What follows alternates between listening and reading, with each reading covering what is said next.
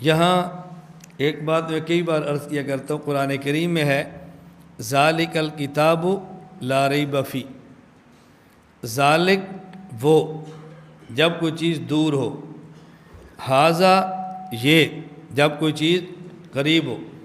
قرآن کریم سامنے ہے، قرآن کریم قریب ہے، تو چاہیے تھا ذالک الکتاب کی بجائے ھذا الکتاب کہتے کہ یہ کتاب ہے لا ریب فی، جس میں شک نہیں، لیکن ھذا نہیں فرمایا بلکہ ذالک وہ کتاب جس میں شک نہیں۔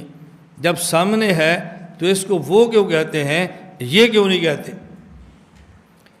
توجہ رکھنا، اللہ رب العزت نے جبرائیل کے واسطے سے رسول اللہ صلی اللہ علیہ وسلم کو دیا، یہ ہے کلام اللہ، رسول اللہ صلی اللہ علیہ وسلم نے پڑھا، یہ ہے قرآن، حضرت معاویہ نے لکھا، یہ ہے کتاب، اللہ نے تکلم فرمایا کلام، رسول اللہ صلی اللہ علیہ وسلم نے پڑھا قرآن، حضرت معاویہ نے لکھا کتاب، لکھا اور صحابہ نے بھی ہے، لیکن جو حضرت معاویہ پہ تنقید زیادہ ہوتی ہے نا، ہم اس لیے ان کا نام زیادہ لیتے ہیں رضی اللہ تعالی عنہ، تاکہ امت کے بچوں کے دماغ میں بیٹھے کہتے معاویہ کاتب وحی تھے۔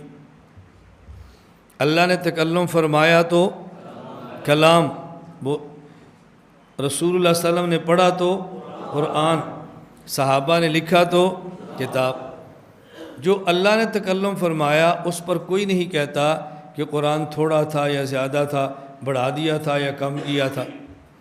رسول اللہ صلی اللہ علیہ وسلم نے پڑھا اور صحابہ کو دیا، کوئی بھی نہیں کہتا حضور پہ اترا تھوڑا تھا، آپ نے دیا زیادہ تھا، اترا زیادہ تھا دیا تھوڑا تھا، اس پر اشکال نہیں۔ اور جب صحابہ نے لکھا تو ہمیں دیا، اس پر اشکال ہے کہ کچھ تھا انہوں نے لکھا نہیں تھا، اور کچھ نہیں تھا انہوں نے لکھ دیا تھا۔ تو جو تکلم اللہ کا ہے اور پیغمبر کو دیا کلام اللہ، اس میں شک نہیں لوگ کرتے۔ جو رسول اللہ صلی اللہ علیہ وسلم نے پڑھا اور صحابہ کو دیا اس میں شک نہیں کرتے، اور جو صحابہ نے لکھا اور ہمیں دیا اس پر شک کرتے ہیں۔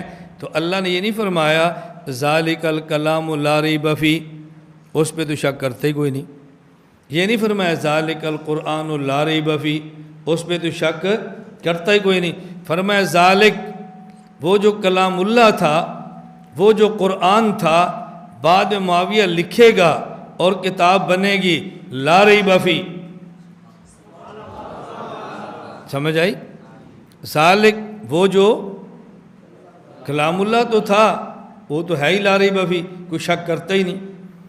وہ قرآن، اس کو تو سارے بغیر شک مانتے ہیں۔ ذالک وہ کون سا؟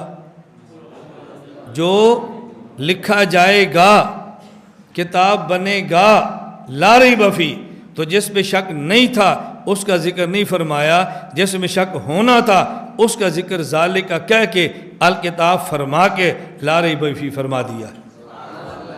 کیسے اللہ نے صحابہ کا دفاع فرمایا ہے۔ فاتحہ تو اجمال ہے نا، آگے ذالک کی تفسیر ہو رہی ہے، الف لام میم تو مقطعات ہے، جس کو کسی کو پتہ ہی نہیں ہے کیا، ذالک سے قرآن شروع ہوتا ہے، اور شروع ہوتے ہی صحابہ کا دفاع شروع ہو گیا۔ ان کا دفاع ہوگا تو قرآن محفوظ ہوگا نا، ان کا دفاع نہیں ہوگا تو پھر قرآن محفوظ کیسے ہوگا؟